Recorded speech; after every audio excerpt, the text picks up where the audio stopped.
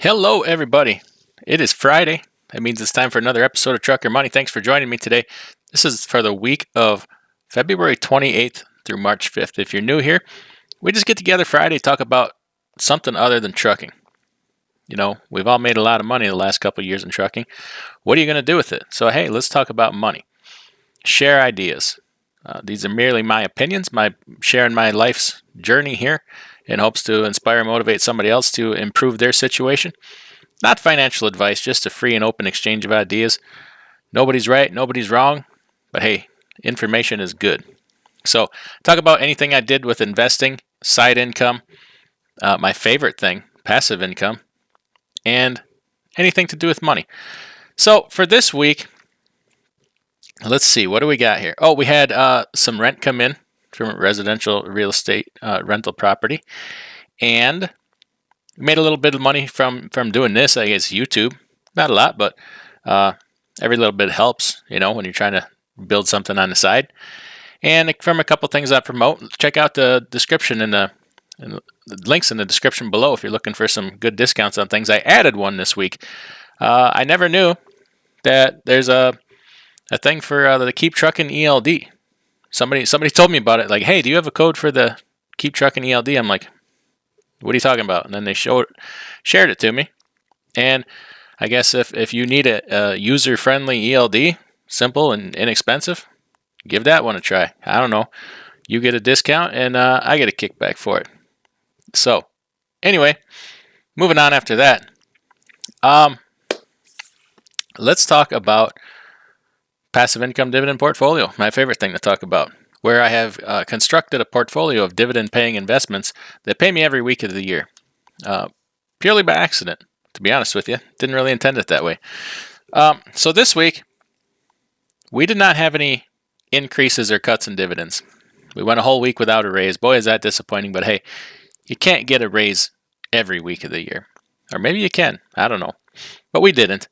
I only put a little bit of money this week. I'm really paring back my investments. I put just a little bit of money in the Fidelity Balance Fund because that's what I use in my HSAs, Fidelity Balance Fund and Fidelity Puritan Fund for now. And I just put a little bit of money in there. And then I put a very small amount of money into Stag Industrial and Viatris Pharmaceutical Company because they're going through a pretty big pullback right now. So just I'm really paring those things back, waiting for, I think we're going to get some big opportunities here. There's going to be some big changes in my opinion. And I'm just going to be patient and pile up money, cash, and wait for a better opportunity. But we did get some payments this week. Archer Daniels Midland paid, MUDFLAP paid, and LTC, Long-Term Care Facility REIT, paid this week. Incidentally, I was looking at my ADM investment there, and I go back to, I started buying it in 2019 would be when I started buying it, but I really went heavy in it during the pandemic of 2020. And I was just looking at my lot amounts from 2020, and we're up like 140% just on those shares. So I'm gonna, if we dip back down here in the upcoming future, I'm gonna probably get a little bit more into that. I think I was reading up on the grain situation with Russia and every different countries, what's going on right now. They're expecting global grain prices to skyrocket. So I'm not sure exactly how that's going to affect the agricultural companies here in the United States yet, but we will see. I'll keep close tabs on that. So what I want to talk about this week is there is like a season for everything, right? So many people are all one thing. I'm all Bitcoin. I'm all crypto. It's the next great thing. Like, we're gonna make killing. Or I'm old school. I'm all gold and silver. Or I'm all stocks. Or I'm all bonds. Or I'm all real estate. Right? And I kind of feel like there's a season for everything. Everything has its place, and it's time. And knowing that and recognizing that can create some great opportunities. But there is also a time to shoot for the moon, to put a lot of money in. There's times to be conservative. And I kind of feel like right now is a time to just kind of step back, be conservative, take a bigger look at the bigger picture, and just see where we're at. Now, there's other ways to invest other than with money and buying investments. And I kind of feel like we're in that season, or it's probably always a good idea, but I think it's really a good season with the inflation, with the kind of inflation we're seeing right now. Kind of think it's time. And what I mean by that, I guess if you back up a little bit, remember a few years ago there was this TV show called, what was it called? Doomsday Preppers, right? And they would make these people out. It was over dramatized. I saw some of the behind the scenes footage of that, and the producers would edit the hell out of this stuff and piece things together to super dramatize these people and make them look like complete crazies when they were actually just, most of them were fairly normal people just doing different things, right? Maybe it's not all so crazy right now. If we're going into a hyper, not hyper, but very much an inflationary environment, it might be good to do some of those things. Maybe it's not time to buy bonds and different things. Maybe it's time to stock up on things that we use every day, right? Food, essentials. Now, there's a fine line between that and hoarding. I don't think hoarding does anybody any favors. Even the people that are doing the hoarding, it rarely works out in the end. Remember the toilet paper crisis of last year? People were hoarding all this toilet paper trying to make a profit, and then either the law would come after them or everything ended and they're stuck with 10 pallets of toilet paper in their garage, right? So it doesn't really work out, and you're just kind of being a greedy a-hole and not letting other people get the things that they need. But day-to-day life, right? What do you use in your day-to-day life that you could use a little bit more of? Because let's face it, prices are skyrocketing on everything.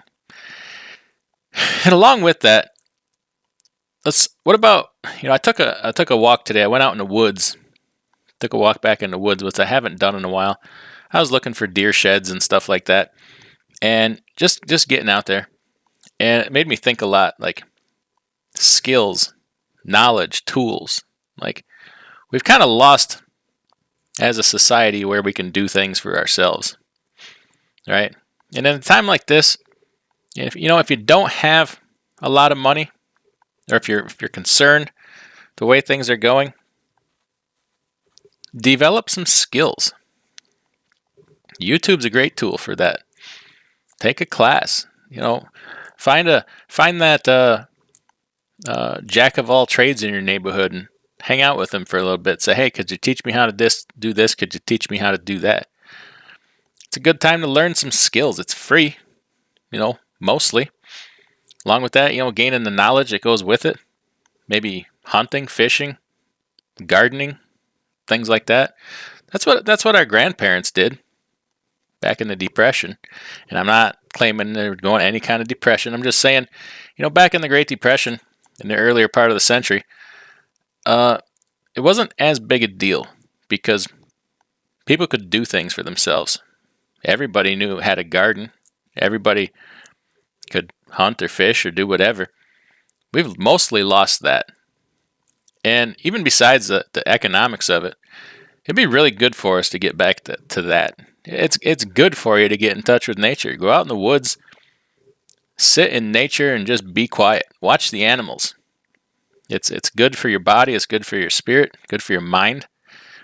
Leave the cell phone in the house. Walk away from the social media, and just quiet your mind. Right. Along with these things I'm always in the mood to buy tools, right? Tools are always a fun thing to buy, but hey, they're handy. Tools can save you money. Tools, knowledge, and skills can keep you from spending money. You won't need a lot of these things if you can do a lot of things for yourself. Do a little bit of car maintenance for yourself. A little bit of your own work on the house yourself, right?